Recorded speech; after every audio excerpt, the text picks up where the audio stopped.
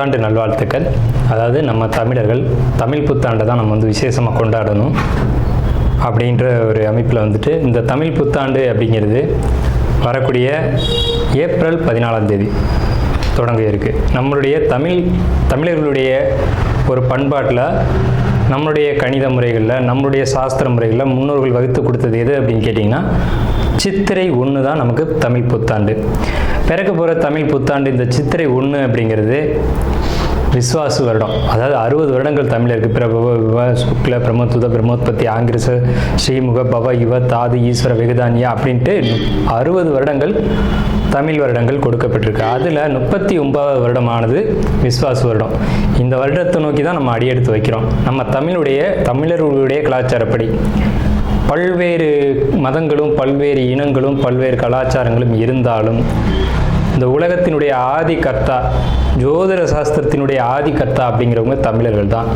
அப்படிங்கிறதுல எல்லளவு கூட மாற்றம் இல்லை அப்படிங்கிறத நீங்கள் நல்லா புரிஞ்சுக்கணும்.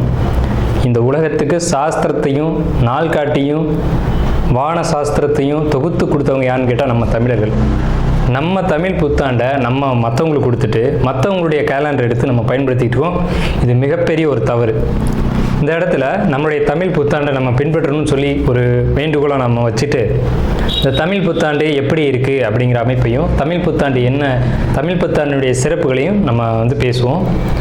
நாள் என் செய்யும் வினைதான் என் செய்யும் என்னை நாடி வந்த கோள் என் செய்யும் கொடுங்கூற்று என் செய்யும் கூரேசர் இருந்தாலும் சிலம்பும் சதங்கையும் தண்டையும் சண்முன் தோளும் கடம்பும் என் கண்முன் வந்து தோன்றினேன். அதாவது நம்மளுடைய தமிழ் கடவுள் அப்படிங்கிறவர் முருகன் தாங்க. அகத்தியருக்கு தமிழை கற்றுக் கொடுத்தவர் யாருன்னு கேட்டிங்கன்னா முருகன் தாங்க. முருகன் தான் தமிழ் கடவுள். அதாவது அவருடைய பிறப்பு வேணால் நம்ம வந்து சிவன் பார்வதி அப்படி இப்படின்னு நம்ம சொல்லலாம். ஆனால் தமிழுக்கென்ற ஒரு கடவுள், தமிழினுடைய ஆதி கர்த்தா அப்படிங்கிறவங்க யாருன்னு கேட்டிங்கன்னா முருகன் தான். ஸோ அதனால் நம்ம முருகனை வணங்கி நம்ம இந்த பதிவை தொடர்வோம். சித்திரை 1 அப்படிங்கிறது ஏப்ரல் 14 ஆங்கில கணக்குப்படி. ஆங்கில கணக்கை தயவு செஞ்சு யாரும் எடுத்துக்க வேணாம். ஆங்கில நாள்காட்டி தவறானது தான். இது வந்து நம்ம சவால் விட்டே சொல்லலாம். ஒரு 15 நாட்கள் ஆங்கில நாட்காட்டியில் காணாமல் போய் அதை தேடி கண்டுபிடிச்சி அதுக்காக நாட்களை திருத்தின ஒரு வரலாறு நம்ம வரலாறு இருக்குது. நல்லா தெரிஞ்சுக்கோங்க. இன்னையிலேருந்து இன்னும் நூற்றுக்கணக்கான வருடங்களுக்கு கிரகணத்தை ஆதி காலத்திலே குறித்து வச்சுருக்காங்க நம்ம முன்னோர்கள். ஸோ அப்படிப்பட்ட நம்மளுடைய தமிழ் வருடப்பிறப்பான விஸ்வாச வருடப்பிறப்பு எப்படி நடக்குது அப்படின்னு பார்த்தீங்கன்னா, திங்கட்கிழமை அன்னைக்கு பிரதமை திதியில் சுவாதி நட்சத்திரத்தில் வஜ்ரம் நாமயோகத்தில் கௌளவ கரணத்தில் பிறக்க இருக்குது. இந்த சித்திரை 1 தாங்க கேரளாவில் ஐயப்பனுக்கு நடை திறப்பு முதல்ல நடக்கக்கூடிய நாள் அப்படின்னா சித்திரை விசு அப்படின்னு சொல்லுவாங்க. விசு அப்படின்னா சமப்படுத்துதல் அப்படின்னு பேர். சித்திரை விசு அப்படிங்கிறத கேரளாவில் விசேஷமாக கொண்டாடுறாங்க. ஏன்னா நம்மகிட்டேருந்து பிழிஞ்சு போன ஒரு மொழி வந்து மலையாளம் அப்படிங்கிறது. சரி, விஸ்வாசு வருடத்துக்கு நம்ம முன்னோர்கள் என்ன விளக்கம் கொடுத்துருக்காங்க அப்படின்னா, விஸ்வாசு அப்படின்ற சொல் வந்துட்டு நேர்மை, நீதி, செல்வம் அப்படின்னு உயர்ந்த ஒரு அர்த்தத்தை வச்சுருக்காங்க. நம்முடைய தமிழ் மொழிக்கு நம்ம தமிழ்லேயே அர்த்தங்கள் தேட வேண்டிய ஒரு காலகட்டம் வந்தாச்சு. சரி, இந்த விஸ்வாசு வருடம் அப்படிங்கிறது நேர்மை, நீதி, செல்வம் அப்படிங்கிற ஒரு அர்த்தத்தில் வருது இந்த சொல் அப்படிங்கிறது. இந்த விஸ்வாசு வருடத்துக்கு உண்டான பலன்களாக நம்ம முன்னோர்கள் என்ன சொல்லியிருக்காங்க அப்படின்னு பார்த்தீங்கன்னா, விஸ்வாசு வருடம் தன்னில் வேளாண்மை ஏறும், பசுமாடும் மாடும் பழிக்கும், சிசு நாசம், மறையோர்கள் வாழ்வார்கள், மாதவங்கள் மீறுமே, மற்றுலகில் உண்டு மலை அப்படின்னு சொல்லியிருக்காங்க. மற்றுலகில் உண்டு மலை அப்படின்னு முடிக்கிறாங்க. இதனுடைய அர்த்தம் என்னன்னு கேட்டிங்கன்னா, இந்த வருடம் விஸ்வாசு வருடம் அப்படிங்கிறது ஒவ்வொரு 60 வருடங்களுக்கு ஒரு முறை 39 ஆண்டாக பிறக்கக்கூடிய இந்த விஸ்வாசு வருடமானது வருகின்ற காலகட்டத்தில் எல்லாம் வேளாண்மை உயரும் அப்படின்னு சொல்லியிருக்காங்க. மாடும் பழிக்கும் அப்படின்னா நம்மளுடைய பசுமாடுகள் அப்படிங்கிறது நல்ல ஒரு முன்னேற்றத்தை அடையும். மாடு ஆடுகளுக்கு ஒரு நல்ல தீவனங்கள் கிடைத்து அதுவும் நல்ல செழித்து வரும். ஆதி காலத்தில் வந்து மாடை தான் செல்வமாக குறிப்பிட்டிருக்காங்க. இன்றைக்கி வந்து பணம் அப்படின்ற ரூபாய் தாள்களை நம்ம வந்து பணமாக குறிப்பிட்றோம். ஒரு முன்னோர்கள்லாம் வந்து மாடு எவ்வளோ இருக்குது, மாட்டினுடைய அந்த குப்பை வந்து வேஸ்ட்டெல்லாம் எங்கே ஒரு மனிதன் வந்து எங்கே சேகரிக்கிறானோ அதை போய் முதல்ல பார்ப்பாங்கங்க. அதை வச்சு தான் அவனுடைய செல்வம் என்னன்றதை குறிப்பிட்டு பொண்ணு கொடுக்குறதா இருக்கட்டும், பொண்ணு எடுக்கிறதா இருக்கட்டும், இதெல்லாம் நம்முடைய மரபில் இருந்து வந்த ஒரு விஷயம். ஸோ அப்போ இத்தனை மாடுகள் இருந்தால் தான் அவன் செல்வந்தன் அப்படின்ற ஒரு கான்செப்ட் வந்து முன்னோர்கள் நமக்கு காமிச்சிருக்காங்க. அப்படிப்பட்ட பசுமாடுகள் மாடும் பழிக்கும் அப்படின்ற ஒரு வார்த்தையை வந்து அங்கே குறிப்பிட்டிருக்காங்க. சிசு நாசம் அப்படின்ற வார்த்தையை சொல்கிறாங்க. மறையோர்கள் வாழ்வார்கள். மறையோர்கள்னால் யாருன்னு கேட்டிங்கன்னா சமுதாயத்தில் முக்கியமாக இருக்கக்கூடிய பெரியவங்க, மற்றவங்களுக்கு வழிகாட்டக்கூடியவங்க வாழ்வாங்க அப்படின்ற சொல்லியிருக்காங்க. மாதவங்கள் மீறுமே அப்படின்ற ஒரு வார்த்தையும் வருது. மாதவங்கள் மீறும் அப்படின்னா ஒழுக்கக்கேடான செயல்பாடுகளில் மனிதர்கள் நடக்க வேண்டிய காலகட்டங்கள் வரும். ஒழுக்கக்கேடுனா என்னங்க? இந்த விரல் தான் ஒழுக்கக்கேடு, இந்த ஒற்றை விரல் தான். இந்த விரலை வச்சு தான் நம்ம பட்டனை அமுக்கிறோம், காசு வாங்கிட்டு அமுக்கிறோம். இதுதான் மாதவங்கள் மீறுமே அப்படின்றது. ஸோ அந்த மாதிரிலாம் இல்லாமல் மனசாட்சிக்கு துரோகம் செய்யாமல் யார் நீதி பரிபாலனம் செய்வாங்க அப்படின்றத தெரிஞ்சு சரியான வாக்களித்து நல்ல தலைவனை தேர்ந்தெடுக்க வேண்டிய காலகட்டங்கள் அப்படிங்கிறத இங்கே மறைமுகமாக இந்த விசுவாச வருடத்தினுடைய வெண்பா பாடல் அப்படிங்கிறது நமக்கு சுட்டி காட்டுது. இந்த சித்திரை வருட பிறப்பானது மகர லக்னம்னு சொல்லக்கூடிய சர லக்னங்களில் விழுகுது. எப்படின்னு கேட்பீங்க? தமிழனுடைய கணக்குப்படி சூரியன் எப்போது கிழக்கு வானில் உதிக்கிறதோ அதுதான் லக்னம். ஸோ சித்திரை மாதம் 1ஆம் தேதியானது உதிக்கக்கூடிய நேரம் அப்படிங்கிறது கிழக்கு வானத்தில் சூரியன் உதிக்கக்கூடிய அந்த டைம் அப்படிங்கிறது 2:22 அதிகாலை மணி 2:22க்கே சூரியன் கிழக்கு வானத்தில் உதிச்சிடறாரு. அப்போ அது லக்னமாக போட்டுக்கணும், இந்த வருடத்தினுடைய பிறப்பு லக்னமாக போட்டுக்கணும். ஸோ அப்படி நம்ம போடும்போது மகர லக்னம் சர லக்னத்தில் விழுகுது. முன்னோர்கள் சித்திரை 1ஆம் தேதி அப்படிங்கிறத கண்டறிஞ்சு அந்த 1ஆம் தேதி தொடங்கக்கூடிய லக்னத்தை கண்டறிஞ்சு அதுக்கான பலன்களை பஞ்சாங்கங்களில் எழுத ஆரம்பிச்சிருக்காங்க. ஸோ அதன் அடிப்படையில் சர லக்னமான மகர லக்னத்தில் இந்த புத்தாண்டு அப்படிங்கிறது பிறகுது. இது ஒரு விசேஷமான ஒரு விஷயந்தான். ஏன் அப்படின்னு கேட்டிங்கன்னா, அந்த மகர லக்னத்துக்கு அதிபதியான சனி பகவான் ஒரு பலமான ஒரு நிலையில் வருடப்பிறப்பின் போது இருப்பாங்க அப்படிங்கிற ஒரு விசேஷமான ஒரு அமைப்பில் இந்த வருடப்பிறப்பு அப்படிங்கிறது விஸ்வாச வருடம் பிறக்கின்றது. ஸோ இந்த விஸ்வாச வருடம் பிறக்கும் போதே நமக்கு ஒரு நல்ல செய்தி கிடைச்சாச்சு, இந்த வருடம் நன்றாக இருக்க போகுது அப்படிங்கிற ஒரு விஷயம். சரி, இதை சித்திரை மாதம் தான் நீங்கள் தமிழருடைய கலாச்சாரம் அப்படின்னு சொல்றீங்களே, இதுக்கு ஏதாவது ஆதாரம் இருக்கா அப்படின்னு கேட்டிங்கன்னா கண்டிப்பாக இருக்கிறது. புறநானூறு அப்படின்ற ஒரு தமிழ் இலக்கியம் இருக்குது. அதில் போய் தேடி பார்த்தீங்க அப்படின்னா தலைநாள் பூத்த பொன் இணர் வேங்கை அப்படின்ற சொல்லும், கனிவேங்கை நன்னாளே நாடி மலர்தலால் அப்படின்ற வார்த்தை வரும். அதாவது சித்திரை மாதத்தில் பூக்கள் அதிகமாக பூத்து குலுங்கும். அதனால தலைநாள் அப்படின்ற சொல்ல யூஸ் பண்ணுறாங்க. தலைநாள்னா முதல் மாதம் அப்படின்னு, தலை மாதம் கடை மாதம் அப்படின்னு பிரிக்கிறாங்க.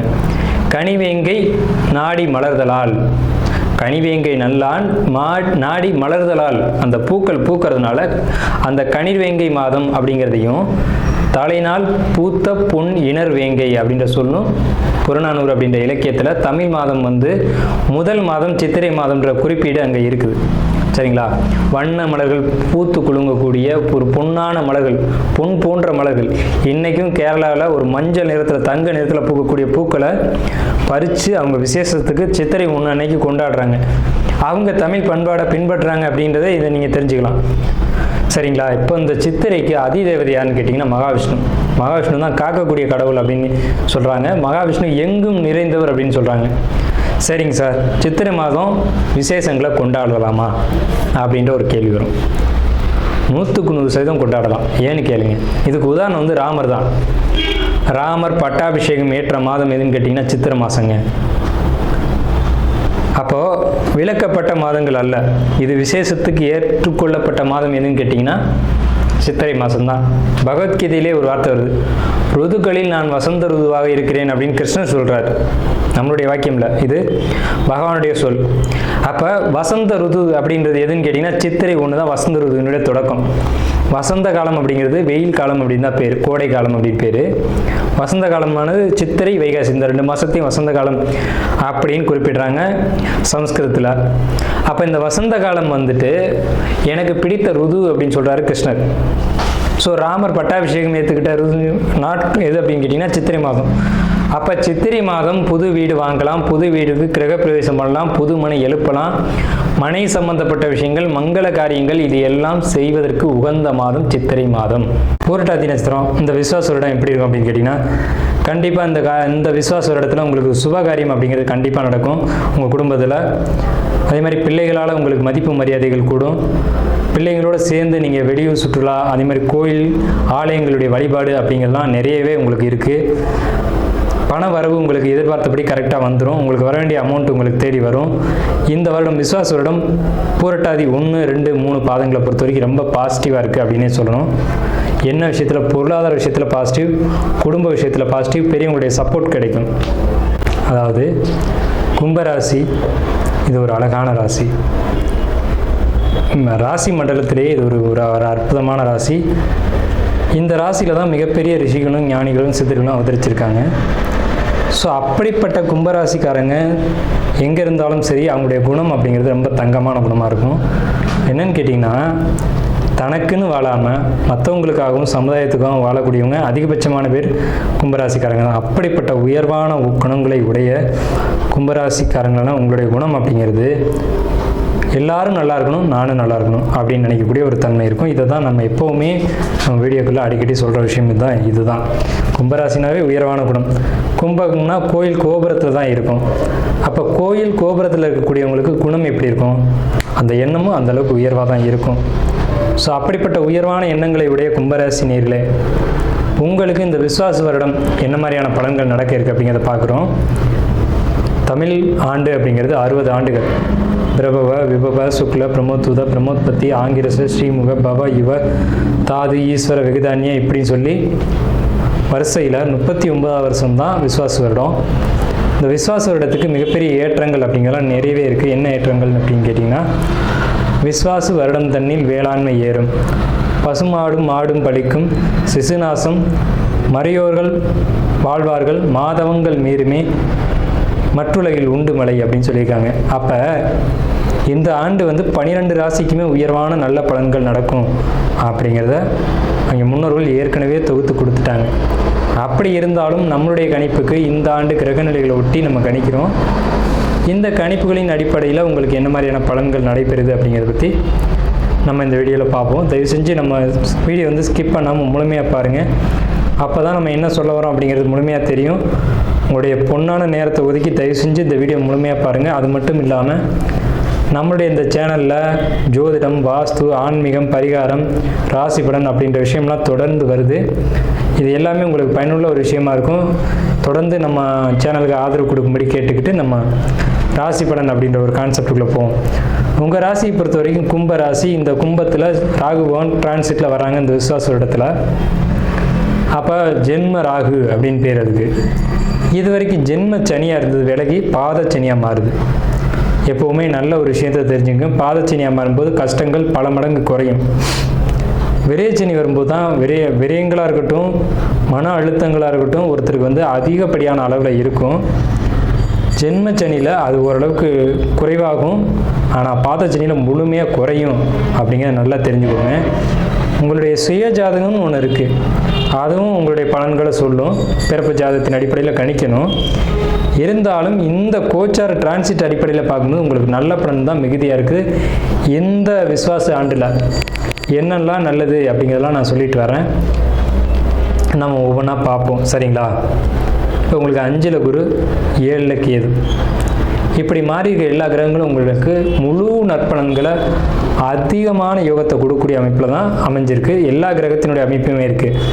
ஒரு கிரகம் பாசிட்டிவாக இருக்குது, ஒரு கிரகம் நெகட்டிவாக இருக்குது அப்படின்னு இல்லை. உங்களுக்கு எந்த ஒரு இடமும் பாதிப்பு இல்லாமல் இந்த காலகட்டத்தில் இருக்குது அப்படின்றது ஒரு மகிழ்ச்சிகரமான விஷயம். நல்லா தெரிஞ்சுக்கோங்க. உங்கள் ராசிக்கு 3ஆம் இடத்துல எந்த ஒரு பாதிப்பான கிரகமும் இல்லை. அதே சமயத்தில் 5ஆம் இடத்துல குரு, அதுக்காக 5ஆம் இடத்தை பாதிக்குமா அப்படின்னா பாதிக்காது. 5ஆம் இடம்ன்றது புத்திரம், சந்தானம், குழந்தைகள் அப்படின்னு சொல்லக்கூடிய இடம். அங்கே பாதிப்புகள் எதுவும் இல்லை.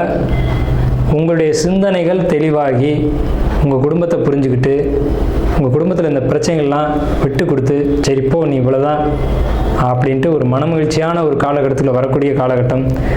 நீங்களும் உங்களை உணர்ந்து மற்றவர்களையும் உணர்ந்து எல்லாம் இது இப்படித்தான்ற ஒரு சமநிலைக்கு தெளிவாக ஆரோக்கியமாக வாழக்கூடிய காலகட்டம் இதுதான், இந்த விஸ்வாச ஆண்டு தான். இந்த விஸ்வாச ஆண்டுக்கு பிறகு உங்களுடைய வாழ்க்கை இன்னும் நல்ல ஒரு முன்னேற்றத்தை நோக்கி போகும். ஆனால் அந்த முன்னேற்றத்தினுடைய முதல் படிக்கல் அப்படிங்கிறது விஸ்வாச ஆண்டு தான். முன்னேற்றத்தை நான் பார்த்தேன் என் வாழ்க்கையில் அப்படிங்கிறது இந்த விஸ்வாச ஆண்டில் இருக்கும். நல்லா குறித்து வச்சுக்கோங்க, நல்ல மனசில் வச்சுக்கோங்க. இது வரைக்கும் நடந்த கசப்புகள் அது ஒரு பக்கம் இருக்கட்டும். நம்ம சேனலை இப்போ அதிகமாக பார்க்கக்கூடியவங்க கும்பராசிக்காரங்க. அதனால் நான் அழுத்தமாக சொல்கிறேன், இந்த ராசிக்கு நம்ம அதிகமான விஷயங்களை கொடுக்கணுன்ற ஒரு அமைப்பு இருக்குது. ஏன்னு கேட்டிங்கன்னா, இப்போ 2ஆம் இடத்து சனி என்ன செய்யும் அப்படின்னு கேட்டிங்கன்னா, பொருளாதார தடைகளை மீண்டும் ஏற்படுத்தும். இருந்தாலும் அதுலேயும் சமாளிக்கக்கூடிய ஆற்றலையும் கொடுக்கும். இவ்வளோ நாள் சமாளிக்க முடியாமல் இருந்தோமே, இப்போ சமாளிக்கிற அளவுக்கு அது வந்திருக்கோம்ல அப்படிங்கிற ஒரு நல்ல விஷயம். அதே மாதிரி பொருளாதார தட்டுப்பாடுகள் அப்படிங்கிறது இனி இருக்காது. இது நாள் வரைக்கும் இருந்தது உண்மைதான், அது யாரும் மறுக்கலை. அடகு வச்சது, பணத்தை இழந்தது, சொத்தை இழந்தது, உறவுகளை இழந்தது, எதிரிகள் தொல்லை, கூட பிறந்தவங்க, அப்பா அம்மா, இந்த உறவு தொல்லை எல்லாமே இருந்ததெல்லாம் உண்மைதான். ஆனால் இனி எல்லாமே சரியாகும் ஒரே டைமில். இந்த காலகட்டத்தில் சகோதரன் வழி உறவும் சரியாகும், உடல் ஆரோக்கியமும் நல்லா ஹெல்த்தும் உங்களுக்கு ஃபிட் ஆகும். அதே மாதிரி உங்களுக்கு சகோதர வழி உறவுகளாக இருந்தாலும் தாய் தந்தையாக இருந்தாலும் அவங்களால ஒரு இடையூறுகள் அப்படிங்கிறது இனி இருக்காது. உங்களுக்கு சேர வேண்டிய சொத்து பங்கு அப்படிங்கிறது கரெக்டாக சேரும். இதெல்லாம் ஏகப்பட்ட பிரச்சனையே வருது, அதெல்லாம் கரெக்டாக வந்துடும். எந்த ஒரு பிரச்சனையும் இல்லாமல் உங்களுக்கு பாசிட்டிவான காலகட்டங்கள். உடம்பில் ஏற்பட்ட பல பாதிப்புகள் நம்ம பழைய வீடியோக்குள்ளே என்ன பாதிப்புலாம் ஏற்படும்னு நம்ம சொல்லியிருக்கோம். அதெல்லாம் நடந்திருக்கு, ஒவ்வொருத்தரும் உணர்ந்திருக்காங்க. ஸோ அந்த பாதிப்புகள் இனி இல்லை. உங்களுடைய 8ஆம் இடத்தை சனி பார்வை செய்கிறதுனால உங்களுக்கு அடிவேறு சம்மந்தப்பட்ட பிரச்சனைகள் உடனடியாக சரியாகும்னு சொல்ல முடியாது, படிப்படியாக சரியாகும். விசுவாசாண்டு இதுலேயும் புரட்டாசி ஐப்பசி இந்த மாதங்களுக்கு மேலே முழுமையாக க்யூர் ஆகும் அந்த ஒரு விஷயம் அப்படிங்கிறது. சரிங்களா? இப்போ சந்திரன் மேலே ராகு என்ன சார் செய்யும் அப்படின்னு கேட்டிங்கன்னா, குழப்பங்களை ஏற்படுத்திக்கிட்டே இருக்கும். இருந்தாலும் தெளிவடைஞ்சு கொண்டே நீங்கள் இருப்பீங்க. மன அழுத்தம் ஒரு பக்கம் இருக்கும் தான், இல்லைன்னு யாரும் மறுக்கலை. அதே நேரத்தில் அதுக்கான சோர்ஸ் உங்களுக்கு கிடைக்கும். எந்த விஷயத்தை நினச்சி நீங்கள் கவலைப்படுறீங்களோ அதுக்கான ஒரு வழி அப்படிங்கிறது கண்டிப்பாக கிடைக்கும். பொருளாதார உயர்வு, புதிய சொத்து சேர்க்கை, புதிய வண்டி வாகன சேர்க்கை அப்படிங்கிறது இந்த ஆண்டு நிச்சயமாக கும்பராசிக்கு உண்டு. கணவன் மனைவி உறவை பொறுத்த வரைக்கும் விட்டு கொடுத்து தான் போய் ஆகணும். அவங்க புரிஞ்சுக்க மாட்டாங்க. அவங்க பிடிச்ச மயிலுக்கு 3 கால் அப்படின்றதுல இன்னும் கரெக்டாக நிற்பாங்க. 7ஆம் இடத்துக்கே அது இதை செய்யும். ஆனால் சந்திரன் மேலே இருக்க ராகு அதை விட்டு கொடுக்கணும் அப்படின்ற எண்ணத்துக்குள்ள உங்களை கொண்டு வரும். சில நேரங்களில் நீங்கள் ஆக்ரோஷமாக மாறுவீங்க. கும்பராசிக்காரங்கனால நீங்கள் அந்த ஆக்ரோஷத்தை குறைக்கணும். போகங்கள் மீதான ஆர்வம் நாட்டம் அப்படிங்கிறது அதிகரிக்கும். இது ஆணாக இருந்தாலும் சரி, பெண்ணாக இருந்தாலும் சரி. ஒரு மொபைல் ஃபோனை அதிக நேரம் யூஸ் பண்ணிங்கன்னா அதுவும் ஒரு போகம்தான். எல்லாமே அதுக்குள்ளே தான் அடக்கம். சும்மா கையில் வச்சுட்டு நோண்டிக்கிட்டே இருக்கிறதும் ஒரு தவறு தான். அது ஆணாக இருந்தாலும் சரி, பெண்ணாக இருந்தாலும் சரி. அதே மாதிரி ஒரு போதை, ஒரு அடிக்ஷன் அப்படிங்கிறதுலாம் அந்த மாதிரியான விஷயங்களுக்குள்ளே போயிடாமல் உங்களை நீங்கள் பார்த்துக்கணும். அதுக்கான காலகட்டங்கள் உண்டு. ஆனால் இருந்தாலும் நீங்களும் கொஞ்சம் கவனமாக இருந்துக்கணும் அப்படிங்கிறது தான் நம்ம சொல்கிறோம். பொருளாதார தட்டுப்பாடுகள் ஏற்பட்டாலும் அதுலேருந்து நிவர்த்தியாகி வருவீங்க. குடும்பத்தில் சகோதர வழி ஒற்றுமைகள் அப்படிங்கிறது கிடைக்கும். புதிய சொத்து சேர்க்கைக்கான வழிவகைகள் உண்டு. குழந்தைகளால் மதிப்பு மரியாதைகள் கூடக்கூடிய அமைப்பு. குழந்தைகள் படிக்கும்போது நல்ல மதிப்பெண் எடுத்து உங்களை மரியாதையாக ஒரு மதிப்பு மரியாதையை ஏற்படுத்தக்கூடிய ஒரு அமைப்பு அப்படிங்கிறது இந்த ஆண்டில் உண்டு. அதே நேரத்தில் எதிரிகள் தொந்தரவு இது வரைக்கும் இருந்திருந்தாலும் இதுக்கு மேலே இருந்த இடம் தெரியாமல் போயிடுவாங்க. கோர்ட்டு கேஸு வம்பு வழக்குன்னு ஏதாவது இருந்துச்சு அப்படின்னா அது உங்களுக்கு சாதகமான வழியில் வரும். தூக்கம் மட்டும் இப்போதைக்கு பிரச்சனை. சரியான தூக்கம் அப்படின்றது ஏற்படாது. அயன சயனங்களை பொறுத்த வரைக்கும் போக்குவரத்தில் கொஞ்சம் பாதிப்புகள் ஏற்படுத்தும். கால், முட்டி, இடுப்பு, அதாவது இடுப்புக்கு கீழே வலிகள் ஏற்படுறதுக்கான வாய்ப்புகள் உண்டு. உங்களுக்கு மற்றபடி எல்லாமே பாசிட்டிவாக தான் இருக்குது. நெகட்டிவான அமைப்புகள் உங்களுக்கு அதிகபட்சம் இல்லை. உங்களுக்கு பாசிட்டிவான விஷயம்னு பார்த்தீங்கன்னா 70% மேலே நல்ல பலன்கள் இருக்குது. வெறும் ஒரு 25% மட்டும்தான் நெகட்டிவான பலன்கள் இருக்குது. அது என்னன்றதை நம்ம சொல்லியிருக்கோம். சின்ன சின்ன பொருளாதார தடைகளும், இடுப்புக்கு கீழான உடல் பாதிப்புகளும், அடிவயிறு சம்மந்தப்பட்ட பாதிப்புகளும், சரியான தூக்கம் வராத ஒரு தன்மைகளும் தான் உங்களுக்கு பாதிப்பாக இப்போதைக்கு இருக்கிறது. மற்ற எல்லா விஷயங்களையும் பொறுத்த வரைக்கும் பாசிட்டிவான காரியங்கள், எடுத்த காரியத்தில் வெற்றி அப்படிங்கிறலாம் கண்டிப்பாக உங்கள் ஜாதகத்தில் இந்த டைமில் இருக்கும். இருந்தாலும் உங்கள் சுய ஜாதகத்தை நம்மளை மாதிரியோ அல்லது உங்கள் குடும்ப ஜோசியர்கிட்டையோ கொடுத்து ஒரு முறைக்கு 2 முறை தெளிவாக பார்த்து கொள்ளுங்கள். ஏன்னா இந்த காலகட்டம் நல்ல காலகட்டம் தான். இன்னும் முன்னேறி வர்றதுக்கான வழிவகைகளை பார்த்துக்கும்படி கேட்டுக்கிட்டு இந்த வீடியோவை நம்ம நிறைவு செய்வோம்.